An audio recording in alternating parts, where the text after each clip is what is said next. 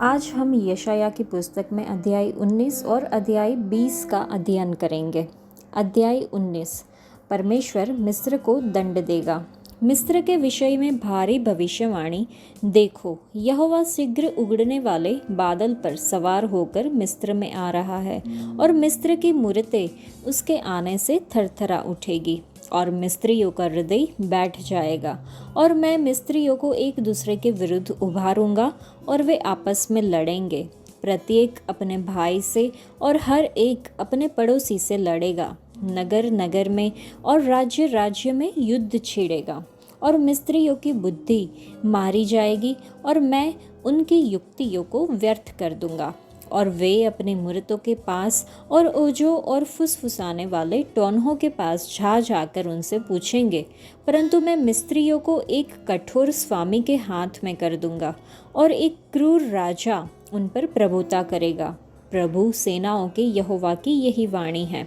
समुद्र का जल सूख जाएगा, और महानदी सूख कर खाली हो जाएगी, और नाले बसाने लगेंगे, और मिस्र की नहरें भी सूख जाएगी, और नरकट और हुगले कुम्हला जाएंगे। नील नदी का तट उजड़ जाएगा, और उसके कछार की घास और जो कुछ नील नदी के पास बोया जाएगा वह सूख कर नष्ट हो जाएगा, और उसका पता तक न लगेगा। सब मछुए जितने नील नदी में बंसी डालते हैं विलाप करेंगे और लंबी लंबी सांसें लेंगे, और जो जल के ऊपर जाल फेंकते हैं वे निर्बल हो जाएंगे। फिर जो लोग धुने हुए सन के काम करते हैं और सूत से बुनते हैं, उनकी आशा टूट जाएगी। मिस्र के रईस निराश और उसके सब मजदूर उदास हो जाएंगे। निश्चय सोअन के सब हाकिम मूर्ख है, और फिरौन के बुद्धिमान मंत्रियों की युक्ति पशु की सी ठहरी। फिर तुम फिरौन से कैसे कह सकते हो कि मैं बुद्धिमानों का पुत्र और प्राचीन राजाओं की संतान हूँ? अब तेरे बुद्धिमान कहाँ है? सेनाओं के यहोवा ने मिस्र के विषय जो युक्ति की है, उसको यदि वे जानते हो तो तुझे बताए। सोआन के हाकिम मूढ़ बन गए हैं, नोप के हाकिमों ने धोखा खाया है, और जिन पर मिस्र के गोत्रों के प्रधान लोगों का भरोसा था, उन्होंने मिस्र को भरमा दिया है। यहोवा ने उसमें भ्रमता उत्पन्न की है। उन्होंने मिस्र को उसके सारे कामों में उस मत वाले के समान कर दिया है, जो वमन करते हुए डगमगाता है। और मिस्र के लिए कोई ऐसा काम न रहेगा जो सिर या पूंछ से अथवा प्रधान या साधारण से हो सके। उस समय मिस्री स्त्रियों के समान हो जाएंगे, और सेनाओं का यहोवा जो अपना हाथ उन पर बढ़ाएगा, उसके डर के मारे वे थरथराएंगे और कांप उठेंगे।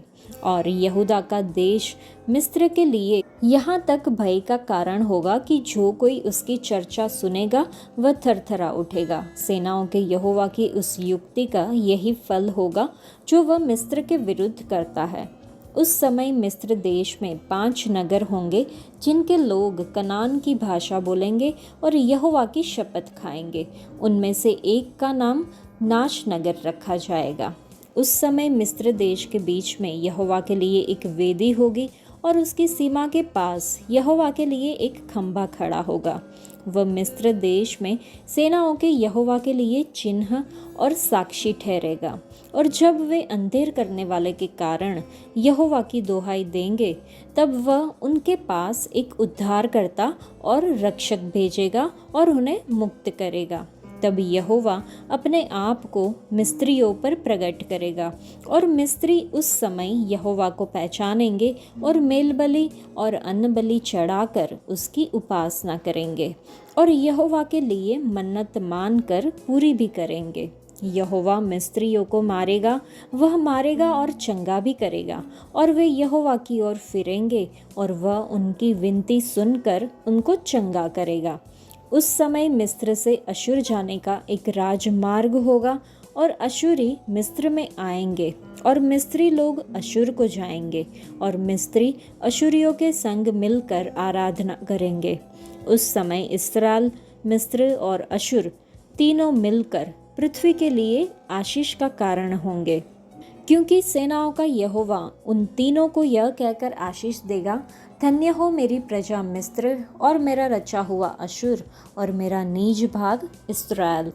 इस अध्याय में ये मिस्र के विरुद्ध न्याय की रूपरेखा प्रस्तुत करता है जो उनकी मूर्ति पूजा के कारण होने वाली अराजकता को दर्शाता है। फिर भी यह मेल मिलाप के वादे के साथ समाप्त होता है जहां मिस्र के लोग इस्राएल के साथ सच्चे जीवित परमेश्वर की आराधना करेंगे। परमेश्वर का न्याय हमेशा छुटकारे की आशा के साथ जुड़ा होता है। कोई भी देश बहाली के लिए उसकी पहुंच से परे नहीं है। मिस्र प्राचीन विश्व की महान शक्तियों में से एक था। यह इस्राएल के दक्षिण में स्थित था। यह इस्राएल के लिए या तो शत्रु था या शरण स्थल, या फिर उनकी ज़रूरत के समय में उन्हें एक आकर्षक अधर्मी गठबंधन की पेशकश करता था। मिस्र अपने बहुदेववाद के लिए प्रसिद्ध था।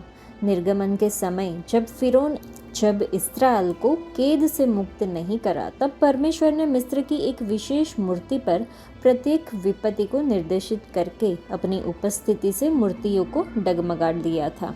यशाया यहाँ कहता है कि परमेश्वर फिर से ऐसा करेंगे। उसने मिस्र में गृह युद्ध की भविष्यवाणी की। परमेश्वर उनके अगुओं से अच्छी सलाह और बुद्धि को हटा देंगे ताकि मिस्री लोग सलाह के लिए मूर्तियों, ओझों या फुसफुसाने वालों की ओर मुड़े। वह उन्हें क्रूर और अत्याचारी शासकों के हाथ में सौंप देंगे। नील नदी मिस्र की अर्थव्यवस्था और कृषि की मुख्य कुंजी थी। परमेश्वर ने सूखे का वादा किया जिसका मिस्र पर विनाशकारी प्रभाव पड़ना था। जब मिस्र पर अत्याचार होगा तब वह परमेश्वर को पुकारेगा और वह उनको छुड़ाने के लिए एक शक्तिशाली व्यक्ति भेजेंगे और वे परमेश्वर को जानेंगे। मसीह के समय में मिस्र में बहुत से यहूदी रहते थे। मसीही धर्म के शुरुआती दिनों में मिस्र में 600 से ज़्यादा वर्षों तक एक मजबूत कलीसिया थी। जब भी परमेश्वर ने घमंडी राष्ट्रों पर न्याय की अनुमति दी, तब उनकी इच्छा यही थी कि लोग पश्चाताप करें और चंगाई के लिए उनके पास लौट आए। परमेश्वर ने उस दिन का वादा किया है जो पहले के शत्रुओं इस्राएल, मिस्र और अशुर के बीच शांति होगी और तीनों राष्ट्र मिलकर पृथ्वी के लिए आशीष का कारण बनेंगे। परमेश्वर के उद्धार और समावेशी प्रेम का अद्भुत कार्य सभी राष्ट्रों तक फैला हुआ है। यशाया के समय में अशूर और मिस्र के लोग इस्राएल का भय मानने वाले दुश्मन थे। फिर भी वे परमेश्वरीय अनुग्रह की विजय होगी। परमेश्वर का अनुग्रह सबसे बुरे लोगों तक भी पहुंचता है, उन्हें बदलता, उन्हें निर्देश देता, उन्हें आशीष देता है ताकि वे दूसरों के लिए भी एक आशीष बन सके। मिस्र के लोग 10 देवताओं की उपासना करते थे, इसलिए परमेश्वर ने मिस्र पर 10 विपत्तियां भेजकर इस्राएल के लोगों को छुड़ाया। जब मिस्र के लोगों ने यह देखा तब उन्होंने जान लिया कि प्रभु ही सच्चे परमेश्वर है। तब यहोवा अपने आप को प्रभु मिस्रियों पर प्रकट करेंगे लिखा है, और मिस्री उस समय यहोवा को पहचानेंगे और मेलबलि और अनबलि चढ़ाकर उनकी उपासना करेंगे और यहोवा के लिए मन्नत मानकर पूरी भी करेंगे। हम भी अजनबी थे जो परमेश्वर को नहीं जानते थे। हम अन्य जाति थे। यीशु मसीह हमें खोजते हुए आए और आकर हमें बचाया। उद्धार का संदेश प्राप्त करने के बाद हम पानी में डूबकर बपतिस्मा लेते हैं। फिर हम पवित्र आत्मा का अभिषेक मांगते हैं और प्राप्त भी करते हैं। हमें प्रतिदिन बाइबल का अध्ययन करना चाहिए, वचन को पढ़ना चाहिए, मनन करना चाहिए, आराधना करना चाहिए और प्रार्थना करनी चाहिए। पवित्र आत्मा हमें सिखाएंगे और जिस पर हमें चलना चाहिए हमें उस मार्ग पर लेकर जाएंगे। हमें जो अच्छा मिला है उसके लिए धन्यवाद का बलिदान चढ़ाना चाहिए। अगर हमने कोई मन्नत मानी है तो उसे पूरा करने में हमें देरी नहीं करनी चाहिए। अगर हम मन्नत नहीं मानते तो यह पाप नहीं है। मन्नत मानने के बाद सोचना एक फंदा होगा। जब हम परमेश्वर के मंदिर में आते हैं तब हमें खाली हाथ नहीं आना चाहिए। हर एक को अपनी आय अनुसार भेंट लानी चाहिए। परमेश्वर उन लोगों से प्रसन्न होते हैं जो उत्साहपूर्वक देते हैं, बदले में कुछ भी पाने की उम्मीद किए बिना दे। आप परम प्रधान की संतान है। हमें अच्छे कार्य और सुसमाचार का प्रचार करना चाहिए। हमें परमेश्वर के आगमन के लिए तैयार रहना चाहिए और बहुत से लोगों को भी तैयार करना चाहिए। परमेश्वर का अनुग्रह आप पर बना रहे, ऐसी प्रार्थना मैं करती हूँ। और याद रखें कि परमेश्वर ने अपने पुत्र को जगत में इसलिए नहीं भेजा कि जगत पर दंड की आज्ञा हो, परंतु इसलिए कि जगत उसके द्वारा उद्धार पाए, जो कि यूहन्ना रचित सुसमाचार के अध्याय 3 में वचन 17 में लिखा है। अध्याय 20। जिस वर्ष में अश्शूर के राजा सरगोन की आज्ञा से तरनान ने अशदोद आकर उससे युद्ध किया और उसको ले भी लिया, उसी वर्ष यहोवा ने आमोस के पुत्र यशायाह से कहा, जा और अपनी कमर का ताट खोल और अपनी जूतियाँ उतार। अतः उसने वैसा ही किया और वह नंगा और नंगे पांव घूमता फिरता था। तभी यहोवा ने कहा, जिस प्रकार मेरा दास यशायाह 3 वर्ष से उघाड़ा और नंगे पांव चलता आया है कि मिस्र और कुश के लिए चिन्ह और लक्षण हो, उसी प्रकार अश्शूर का राजा मिस्र और कुश के लोगों को बंदी बनाकर देश निकाला करेगा। क्या लड़के क्या बूढ़े, सबों को बंदी बनाकर उघाड़े और नंगे पांव और नितंब खुले ले जाएगा, जिससे मिस्र लज्जित हो। तब वे कूश के कारण जिस पर उनकी आशा थी और मिस्र के हेतु जिस पर वे फूलते थे, व्याकुल और लज्जित हो जाएंगे। और समुद्र के इस पार के बसने वाले उस समय यह कहेंगे, देखो, जिन पर हम आशा रखते थे और जिनके पास हम अश्शूर के राजा से बचने के लिए भागने को थे, उनकी ऐसी दशा हो गई है, तो फिर हम लोग कैसे बचेंगे। ये अध्याय यशायाह को मिस्र और कुश के लिए एक चिन्ह के रूप में नग्न और नंगे पांव चलने का आदेश दिया गया वो बताता है, जो उनकी मनोनीत बंधुआई का प्रतीक है। ये कार्य परमेश्वर के विरुद्ध विद्रोह के परिणामों की एक ज्वलंत याद दिलाता है। हमारे कार्य शक्तिशाली गवाही के रूप में काम कर सकते हैं। परमेश्वर के प्रति वफादारी के लिए कभी कभी साहस और भेद्यता की आवश्यकता होती है। जिस वर्ष में अश्शूर के राजा सरगोन की आज्ञा से तरतान के अशदोद आकर उसके युद्ध किया और उसको ले भी लिया, उसी वर्ष यहोवा ने आमोस के पुत्र यशायाह से कहा कि जाकर अपनी कमर का ताट खोल और अपनी जूतियाँ उतार। अतः उसने वैसा ही किया और वह नंगा और नंगे पांव घूमता फिरता था। यशायाह को यहोवा ने 3 साल तक नंगा और नंगे पांव घूमने के लिए कहा था, जो दर्शाता है कि भविष्यवक्ता को परमेश्वर के वचन के प्रति आज्ञा पालन में अपने बुलावे में पूरी दूरी तय करने की आवश्यकता है। ये यशायाह के लिए शर्मनाक और पीड़ादायक रहा होगा, लेकिन इसका उद्देश्य पीड़ाग्रस्त दुनिया को ठीक करना था।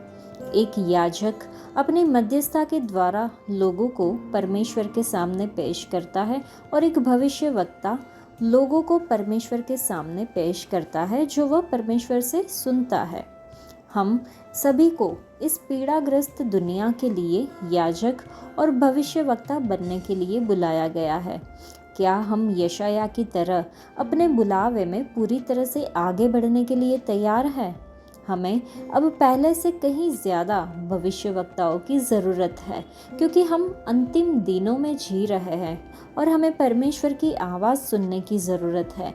क्योंकि आमोस की पत्री में 3 अध्याय में लिखा है कि निश्चित रूप से सर्वसत्ताधारी यहोवा अपने सेवकों अर्थात भविष्यवक्ताओं को अपनी योजना बताए बिना कुछ नहीं करते। प्रेरित पौलुस हमें भविष्यवाणी के वरदान 1 कुरिन्थियों की पत्री में अध्याय 14 में है, उसकी उत्सुकता से इच्छा करने के लिए कहते हैं, क्योंकि एक भविष्यवक्ता कलीसिया का निर्माण करता है। एक भविष्यवक्ता को लोगों के लिए उसकी चिंता को महसूस करने के लिए यहोवा के इतने करीब चलने की ज़रूरत है। एक भविष्यवक्ता को न केवल भविष्य की ओर इशारा करने की ज़रूरत है, बल्कि अतीत और वर्तमान की ओर भी इशारा करने की ज़रूरत है। भविष्यवाणी भविष्य बताना नहीं है, बल्कि लोगों को यह बताना है कि वह परमेश्वर से क्या सुनते हैं। भविष्यवाणी भविष्यवक्ता की अपनी व्याख्या से नहीं होती, क्योंकि इसका मूल कभी भी मनुष्य की इच्छा से नहीं था, बल्कि मनुष्य पवित्र आत्मा द्वारा प्रेरित होकर परमेश्वर की ओर से बोलते थे।